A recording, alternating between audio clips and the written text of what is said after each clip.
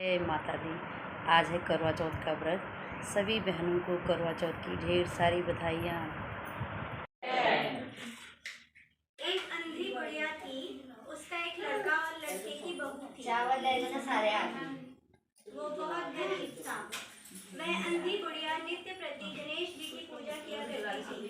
गणेश जी साक्षात सन्मुख आकर कहते थे कि बुढ़िया माई तू जो चाहे मांग ले। बुढ़िया कहती मुझे मांगने नहीं आता, तो कैसे और क्यों मांगू। तब गणेश जी बोले कि अपने बहू बेटे से पूछकर मांग ले।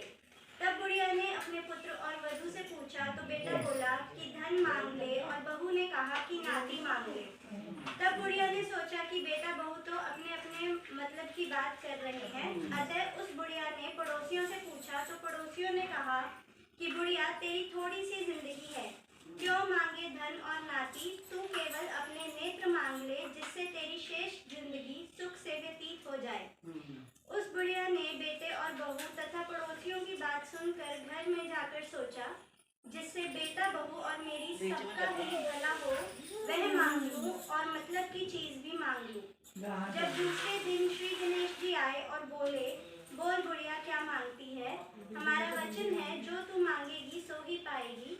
गणेश जी के वचन सुनकर बुढ़िया बोली कि गणराज यदि आप मुझ पर प्रसन्न हैं तो मुझे 9 करोड़ की माया दे, निरोगी काया दे, अमर सुहाग दे, आंखों में प्रकाश दे, नाती पोता दे और मेरे समस्त परिवार को सुख दे और अंत में मोक्ष दे। बुढ़िया की बात सुनकर गणेश जी बोले बुढ़िया माँ तूने तो मुझे ठग लिया। खैर जो कुछ तूने मांग लिया है सभी तुझे मिलेगा। यूं कहकर गणेश जी अंतर ध्यान हो गए। हे गणेश जी, जैसे बुढ़िया माँ को मांगे अनुसार आपने सब कुछ दिया है वैसे ही सबको देना और हमको भी देने की कृपा करना। बोलिए गणपति महाराज की जय।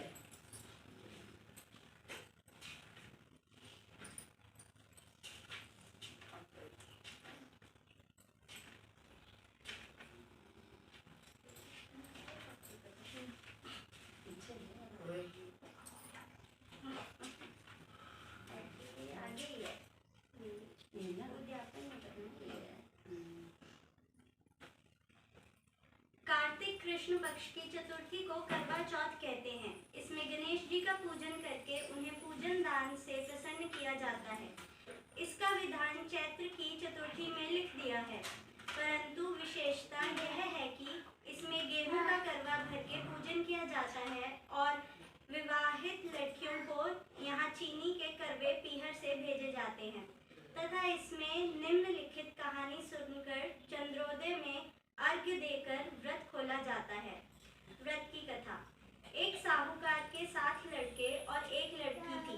सेठानी के सहित उसकी बहुओं और बेटी ने करवा चौथ का व्रत रखा था। रात्रि को साहूकार के लड़के भोजन करने लगे तो उन्होंने अपनी बहन से भोजन के लिए कहा। इस पर बहन ने उत्तर दिया भाई अभी चांद नहीं निकला है, उसके निकलने पर अर्घ्य देकर भोजन करूंगी। बहन की बात सुनकर भाइयों ने क्या काम किया कि नगर से बाहर जाकर अग्नि जला दी और छलनी से ले जाकर उससे प्रकाश दिखाते हुए उन्होंने बहन से कहा बहन चांद निकल आया है, अर्घ्य देकर भोजन जीन लो। यह सुनकर उसने अपनी भाभीियों से कहा कि आओ तुम भी चंद्रमा को अर्घ्य दे लो, परंतु वे इस कान को जानती थी। उन्होंने कहा बाई जी अभी चांद नहीं निकला है, तेरे भाई तेरे से धोखा करते हुए अग्नि का प्रकाश छलनी से दिखा रहे हैं। भाभीियों की बात सुनकर भी उसने कुछ ध्यान न दिया, वह भाइयों द्वारा दिखाए प्रकाश को ही अर्घ्य देकर भोजन कर लिया। इस प्रकार व्रत भंग करने से गणेश जी उस पर अप्रसन्न हो गए। इसके बाद उसका पति सख्त बीमार हो गया और जो कुछ घर में था उसकी बीमारी में लग गया। जब उसे अपने किए हुए दोषों का पता लगा तो उसने पश्चाताप किया। गणेश जी की प्रार्थना करते हुए विधि विधान से पुनः चतुर्थी का व्रत करना आरंभ कर दिया और श्रद्धा अनुसार सबका आदर करते हुए सबसे आशीर्वाद ग्रहण करने में ही मन को लगा दिया।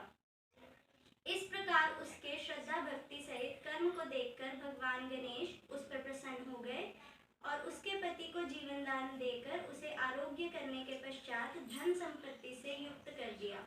इस प्रकार जो कोई छल कपट को त्याग कर श्रद्धा भक्ति से चतुर्थी का व्रत करेंगे